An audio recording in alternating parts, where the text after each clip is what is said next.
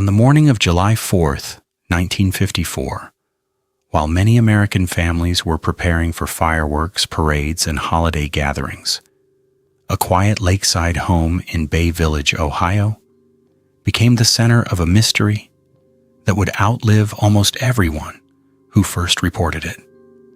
Inside that home, Marilyn Sheppard, a young pregnant wife and mother, was found dead. Her husband, Dr. Sam Sheppard, said he had heard her cry out in the night. He said he ran upstairs, saw a shadowy form near the bed, fought with an intruder, lost consciousness, woke again, chased the figure toward the Lake Erie shore, and was struck again. That was his account. But almost immediately the question became larger than one man's story. Did a killer escape into the darkness? Or did the police already have their suspect inside the house? And Bay Village in 1954 was not a place most Americans associated with national scandal. It was a comfortable suburb west of Cleveland, quiet, mostly white, middle class to upper middle class, and shaped by the post-war American dream. Doctors, businessmen, church-going families, lakefront homes, family cars, neat lawns, and polished respectability were part of the picture. The Sheppards seemed to belong to that world. Sam Sheppard was an osteopathic doctor from a medical family. Marilyn Sheppard was his wife, the mother of their young son, and pregnant at the time of her death. To the outside world, they lived inside the kind of home that looked safe. That appearance did not survive the 4th of July. Police and local officials entered a scene filled with unanswered questions. Sheppard had visible injuries. He claimed an intruder had attacked both him and his wife. Their son had not been harmed. Investigators examined the home, the bedroom, the stairs, and the lakefront area. The case quickly became a collision between physical evidence, personal testimony, public suspicion, and newspaper pressure. In the days after Marilyn's death, Cleveland newspapers gave the story relentless attention. Headlines did not simply report the case, they shaped public feeling around it. The Cleveland press, in particular, pushed hard for official action. Editorials demanded an inquest. Then they demanded Sheppard's arrest. The public did not receive the case quietly. It arrived each morning on doorsteps in bold type. It moved through barbershops, hospital corridors, diners, living rooms, and courthouse hallways. People were not just asking what happened to Marilyn Sheppard. They were being invited to decide what should happen to her husband. Sam Sheppard was arrested on July 30th, 1954. He was charged with murder. By then, the story had become a spectacle.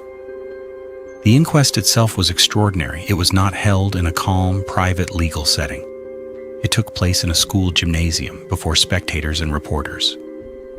Sheppard was questioned publicly for hours. In an atmosphere like that, the line between investigation and public performance began to blur. By the time the 1954 trial began in Cuyahoga County Common Pleas Court, the courtroom was no longer just a courtroom. It was a stage. The presiding judge was Edward Blythen, a white male judge in a dark judicial robe.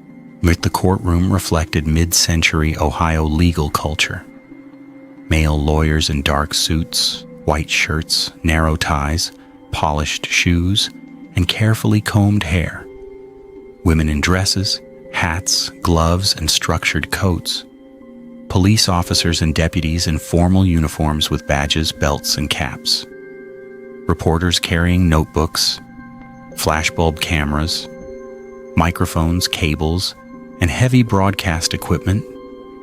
The jury was asked to decide the case based on evidence presented in court. But the question that later haunted American law was simple. What had they already heard before they ever reached the jury box? The prosecution argued that Sheppard had a motive.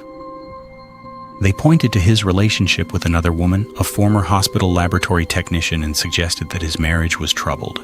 where they challenged his intruder story and built a case around the physical evidence, the condition of the home, and what they believed his behavior showed.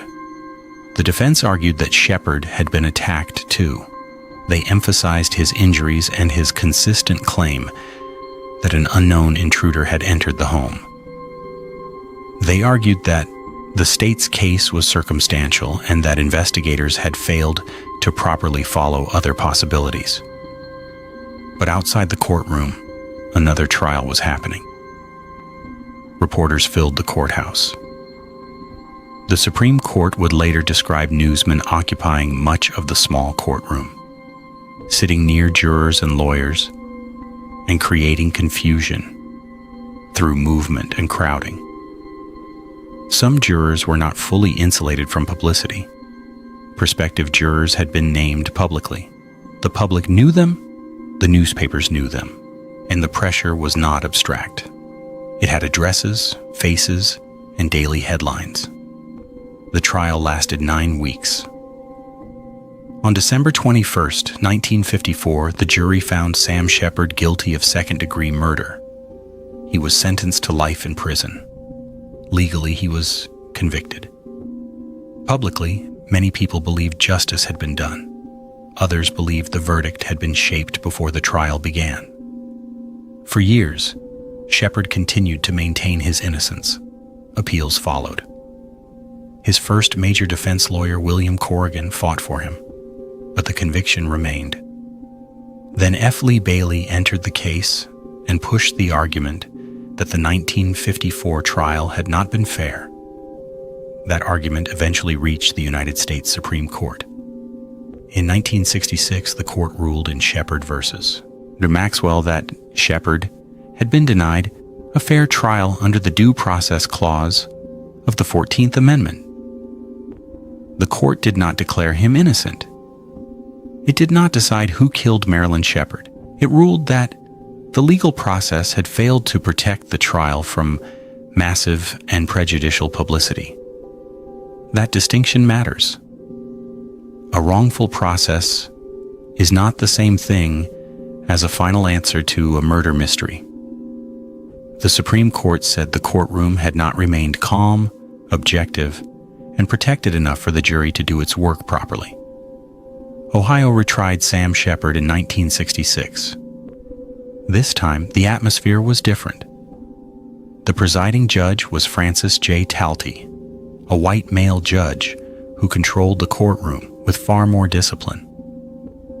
Cameras and audio recording were restricted. Lawyers and witnesses were limited in what they could say to the press, and reporters were not given the same dominating presence inside the courtroom. The second jury heard the case under different conditions. F. Lee Bailey challenged the prosecution's theory aggressively. The state again tried to prove Sheppard's guilt, but the defense pressed the weaknesses in the evidence, including the absence of a confirmed murder weapon tying Sheppard to the crime.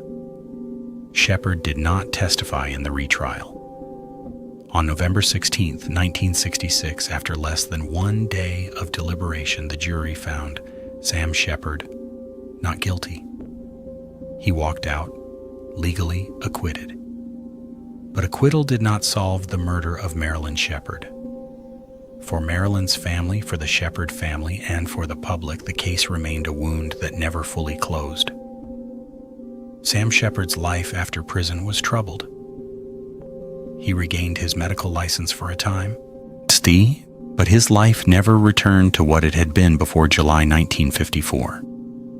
He died in 1970 at the age of 46. Decades later, his son continued efforts to clear his father's name. There were DNA-related claims, renewed suspicion directed at another man, and a civil wrongful imprisonment action. But in 2000, a civil jury found in favor of the state of Ohio.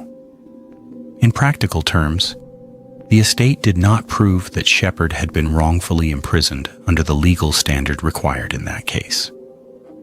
So where does that leave the story? Sam Sheppard was convicted in 1954.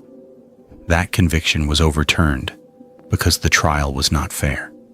He was acquitted in 1966. A later civil case did not prove wrongful imprisonment. And Marilyn Sheppard's murder remains one of the most debated American cases of the 20th century.